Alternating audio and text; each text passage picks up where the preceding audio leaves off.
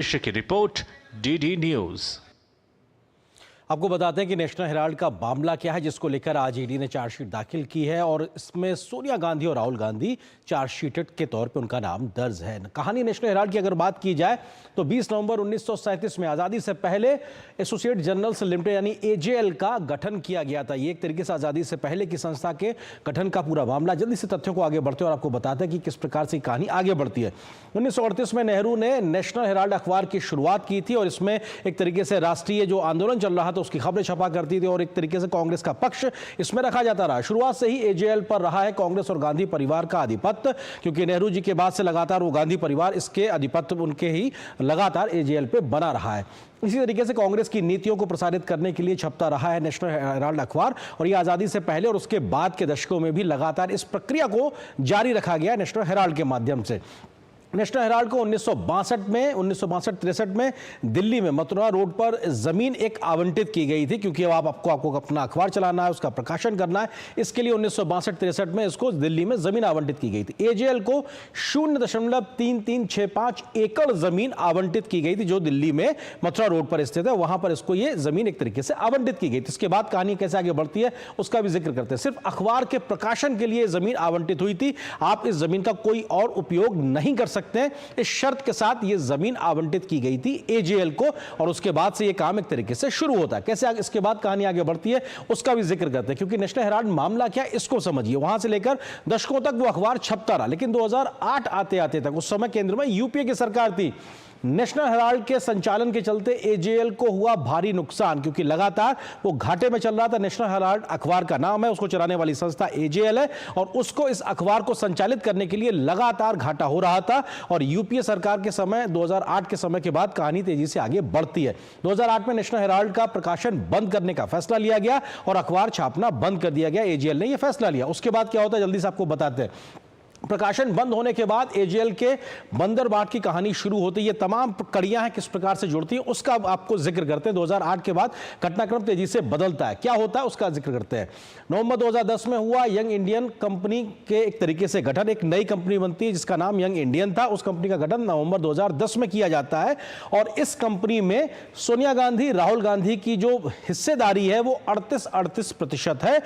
माता और बेटे दोनों के पास 38% शेयर है। 38% सोनिया गांधी के पास और 38% राहुल गांधी के पास में ये शेयर उनके पास मौजूद है। गांधी परिवार के पास यंग इंडियन के कुल 76% परिवार में शेयर थे। तो ये बताता है कि जो ये कंपनी थी उस कंपनी पे एक तरीके से पूरे तौर पे मालिकाना हक किसका था? सोनिया गांधी और राहुल गांधी का, जिनके पास 38% शेयर थे।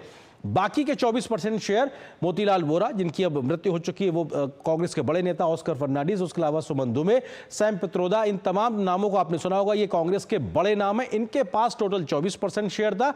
बाकी 76% शेयर जो था सोनिया गांधी और राहुल गांधी के पास में था। नेशनल हेराल्ड का ये पूरी कहानी किस प्रकार से इसके बाद आगे बढ़ती। 2010 में एजेएल के ऊपर था कांग्रेस पार्टी के 90 करोड़ का बकाया, क्योंकि कांग्रेस पार्टी के माध्यम से उसको लगातार पैसे दिए जाते रहे थे। इसका 90 करोड़ रुपए उसको एक तरीके से वापस करना था, लेकिन वो 90 करोड़ रुपए के कर्ज में दबा हुआ था एजेएल। 2010 में एजेएल में थे 1000 से ज्यादा, लगभग 1057 शेयर होल्डर्स और शेयर होल्डर्स के पास में एजेएल के नीतिगत फैसलों का करने का अधिकार हुआ करता था। यानी 1000 से ज्यादा शेयर होल्डर्स थे जो एजेएल के फैसले कर सकते थे। ये 2010 की स्थिति बता रहे। उसके बाद में क्या होता है और कैसे कुछ लोग इस फैसले को तय करते हैं। 26 फरवरी 2011 को कांग्रेस पार्टी ने एजेएल के 90 करोड़ की देनदारियां चुकता कर दी। कांग्रेस पार्टी ने 90 करोड़ की देनदारियां जो थी एक तरीके से चुकता कर दी। यानी कि एक पॉलिटिकल पार्टी है वो एजेएल को उसका लोन एक तरीके से वापस कर देती है।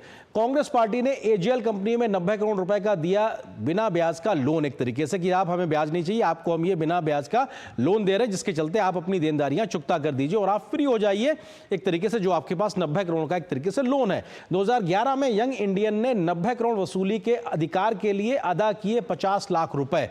यहां पर यह बहुत महत्वपूर्ण तथ्य है कि महज 50 लाख रुपए अदा किए गए उस 90 करोड़ की वसूली के अधिकार के लिए और उसके बाद में यंग इंडिया ने महज 50 लाख रुपए खर्च किए थे और यंग इंडियन ने 50 लाख के बदले कर्ज कर दिया माफ। एजेएल का जो कर्ज था वो माफ किया गया 50 लाख रुपए देने के बाद में। और उसके बाद में कैसे जो 1000 से ज्यादा शेयर होल्डर्स थे उनके नाम पर महज कुछ लोग फैसला कर रहे थे और एजेएल पर हुआ यंग इंडियन कंपनी का नियंत्रण। जो ऐसी कंपनी पे 1000 से ज्यादा शेयर होल्डर्स थे, महज कुछ लोग उसका भविष्य तय कर रहे थे और उसके बाद में यंग इंडियन कंपनी, जिसमें लगभग 76% सोनिया गांधी और राहुल गांधी के शेयर होल्डर्स थे, वो उनका एक तरीके से आधिपत्य हो गया। तो ये अपने आप में 2010-11 में कहानी आगे बढ़ती है। 50 लाख में हासिल की गई एजेएल की लगभग 2000 करोड़ रुपए की संपत्ति।